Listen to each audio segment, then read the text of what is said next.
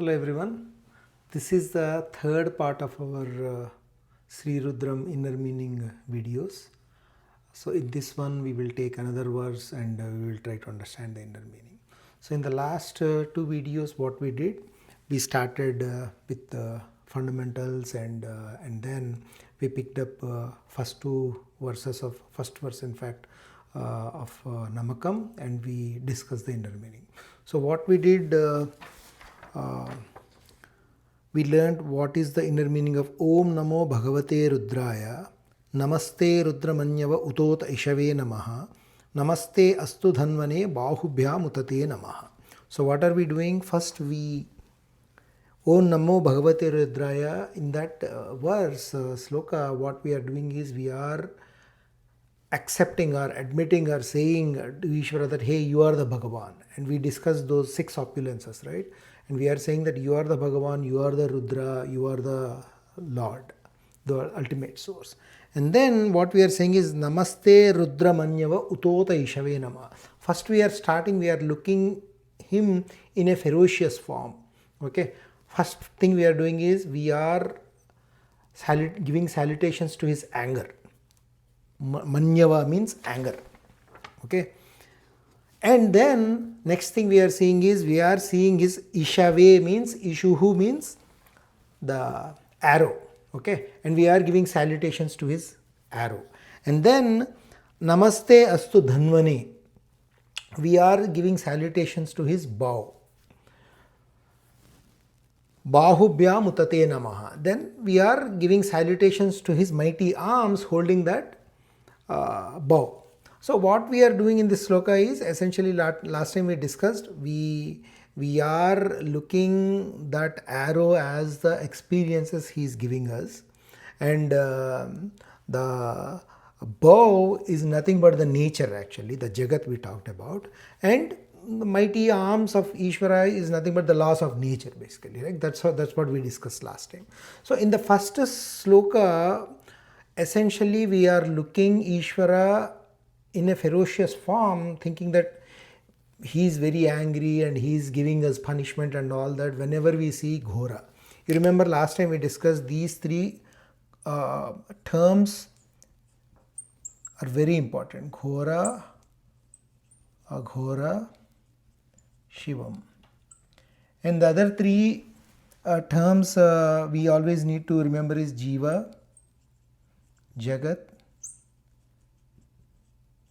Ishvara.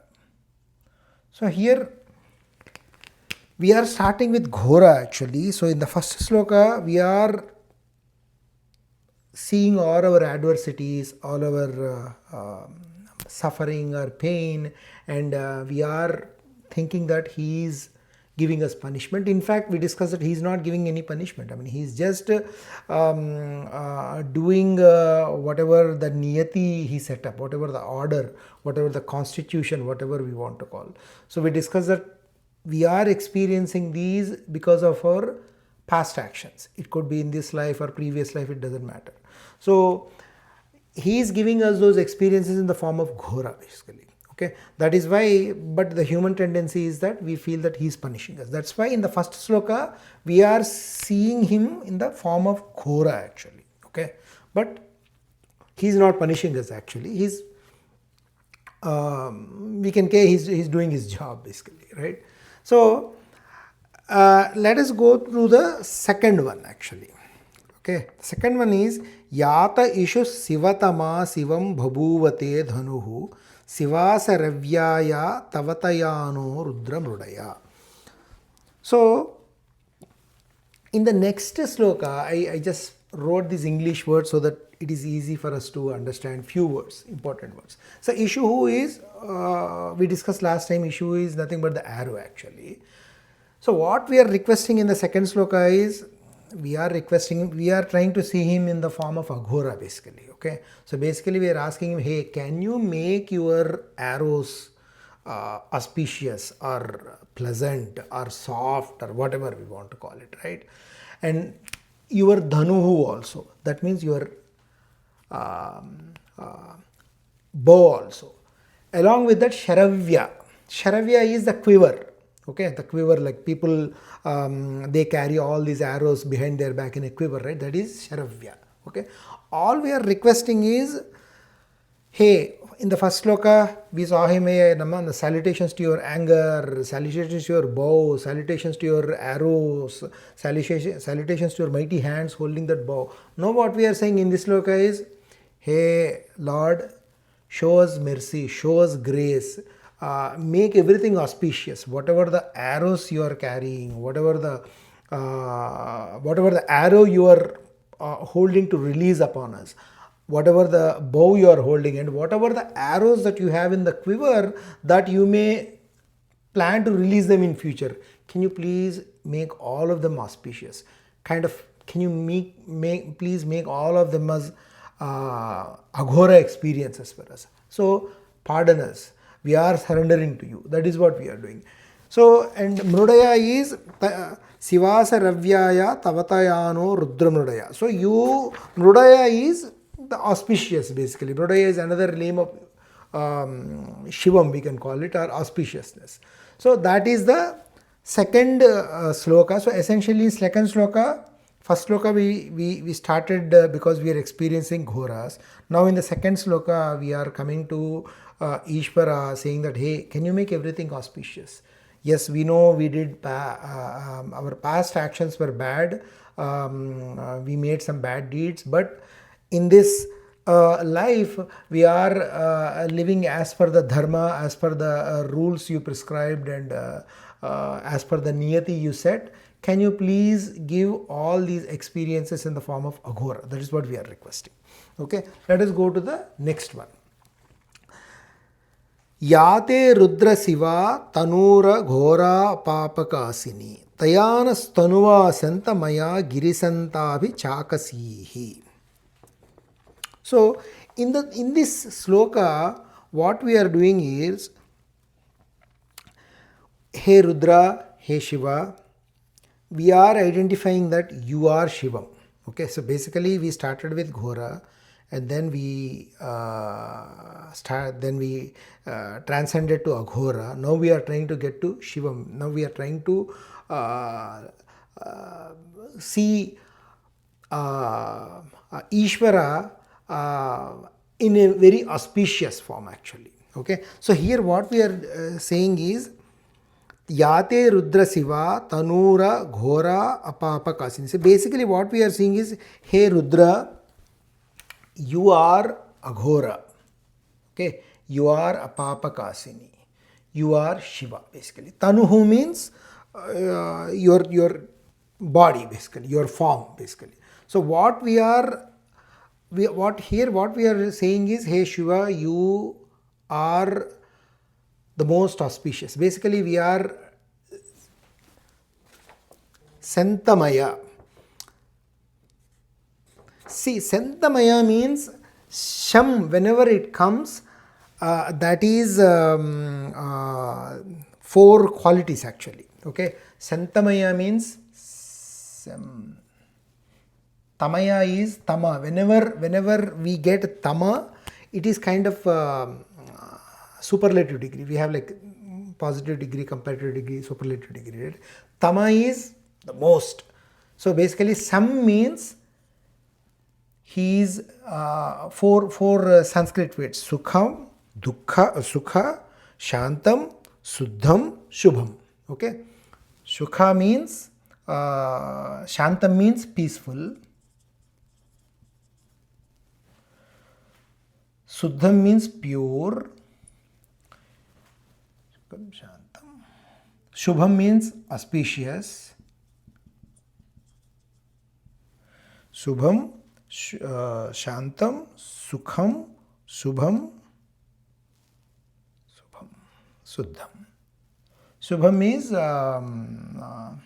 Shukam, peaceful, pure, auspicious. And the fourth one, basically, Sukham, joyful, basically. Happiness or whatever. So basically, when we say Shem means these are the qualities of Ishvara we are referring to. Basically, you and Tama we are using superlative degree. The most you have the most peaceful nature, okay, and you are the purest, okay, there are no bad things in you, it's purest, you are the most auspicious, and you are the most you're the happiest. Basically we are using super santamaya. So basically what we are saying is, hey, your form is, your body is Shivam Aghoram. Aghoram means it is always with these qualities. And Apapakasini means it is, Papakasini means with some anomalies, with some sins, with some bad deeds and all that. But what we are saying, Apapakasini means there are no doshas, there are no anomalies, there are no bad things. That is what we are referring to. So in this sloka, what we are saying is, you are nothing but Shivam. You are the pure. You are the most peaceful. You are in the most peaceful state. So we are kind of referring to in this third sloka as Shiva, actually. Okay, and next verse is Tayana Stanuva Sentamaya Girisanta Abhachi Girisantavi Chakasihi. So what we are saying here is, yes, I am referring to you with these qualities, right? At the same time, I should be able to see you everywhere, okay? In whatever the direction I see, I should be able to see you, okay? That is the real crux of Namakam. Like we discussed in the last videos, if from the second Anuvaka to 8th Anuvaka or 9th Anuvaka, it is all about showing the pervasiveness of Ishvara, actually. Okay, so here what we are saying is, I should be able to see Ishvara everywhere, basically. Okay, around, see, if you see the way we have to start looking at is, last time we discussed, we have these 11 pranas, basically life forces, 5 pranas, 5 upapranas, right? And then we have these sense organs, motor organs. So who is controlling all these? There is some force inside us, that prana we can call it, that is nothing but Rudra. Okay, let us start from there. So when we see ourselves, there is Rudra inside us, that Shakti, that energy, that power, whatever, the life force we can call it. Sorry. And now start looking around us, okay, the whole Jagat. Start with whoever close to us, our family, friends, relatives, colleagues, all the sentient beings, okay. Everybody has the same type of pranas, upapranas, sense organs and all that. So there is some life force, the main life force running in everybody, right? Now let us look at insentient beings, right? Like mountains, trees, rivers, ocean, all these.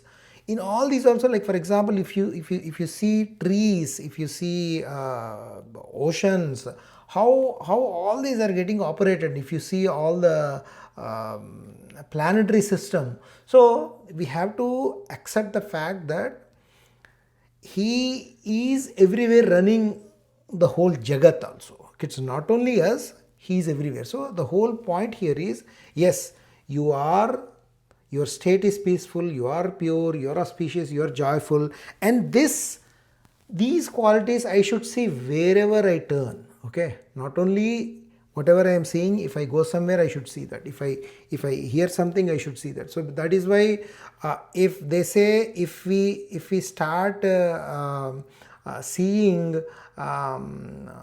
Ishvara in everything we see, everything will become Shivam automatically. It seems this, everything will become sacred. Okay, that's how it is explained. So let us come back to the next one. Yamishum girisanta haste bhivarshastave Sivam giritratam kuruma higumsim purusham jagat. So in this one, what it is saying is, let us understand the words girisanta, giritra. Okay, it is used in this the previous sloka also, girisanta. So girisanta means, first of all we need to understand what giri means. Okay, giri means, there are 3 ways to understand that. Okay, one, interpret that. One is the Lord that is in Mount Kailasha.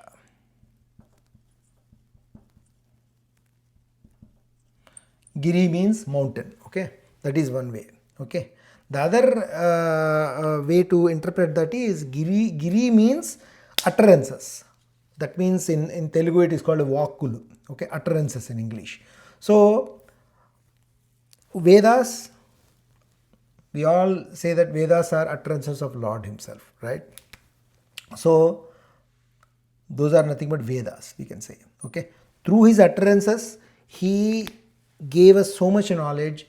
He gave us how to live the righteous path, how to lead the life of dharma, and all those are coming from Vedas. Okay, the third way to interpret that is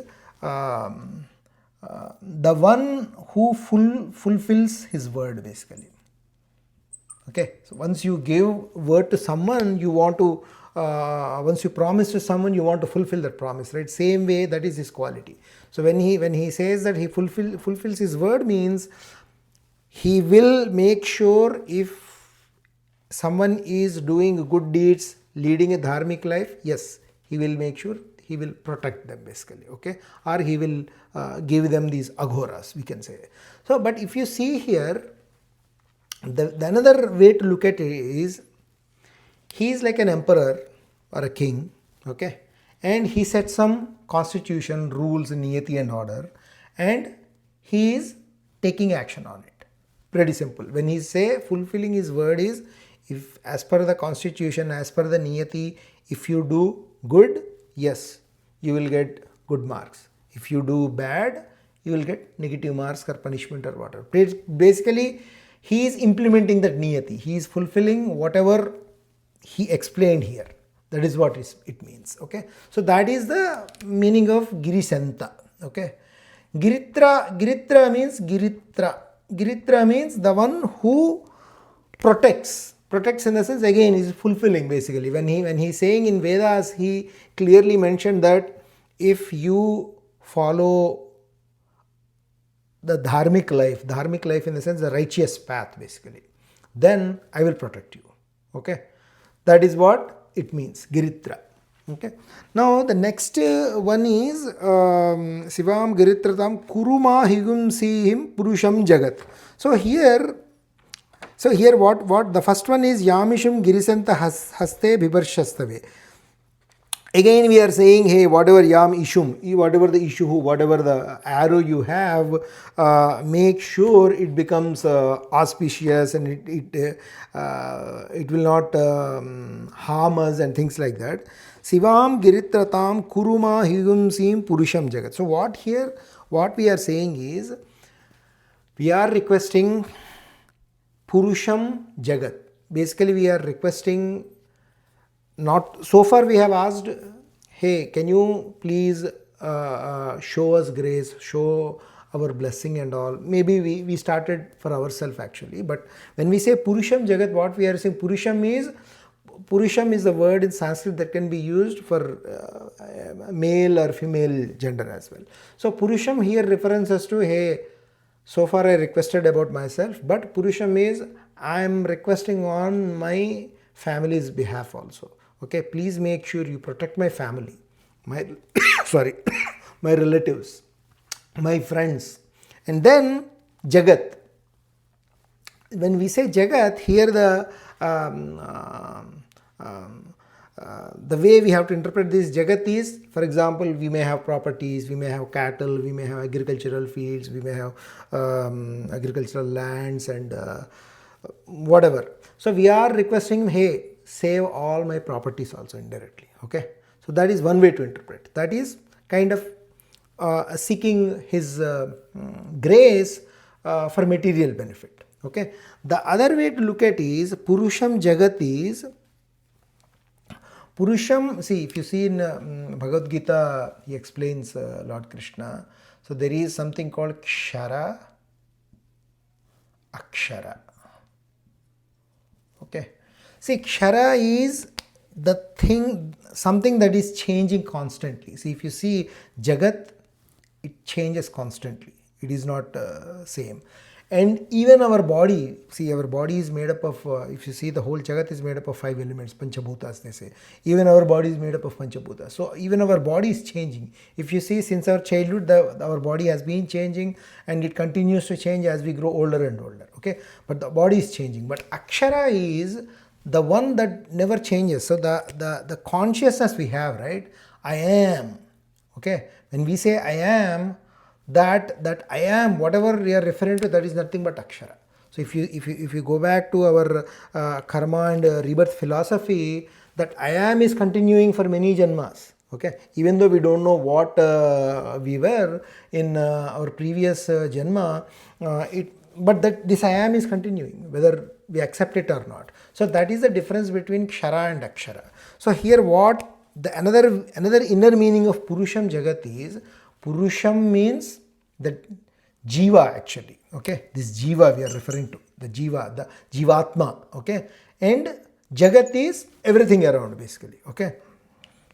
What does it mean? So we are seeking the Jiva and Jagat also. When we say, that means essentially we are asking, hey, as long as I have this this janma, and maybe I don't know many other janmas, till I get liberation, please give me good experiences. Okay, that is what we are seeking. Okay, so that is the third sloka. So I think we will wrap it up today. So this is what I am planning from the next videos. What I will do is I will write keywords like this. So that way it makes us faster and we can discuss more, and we will continue in our next video. Thank you.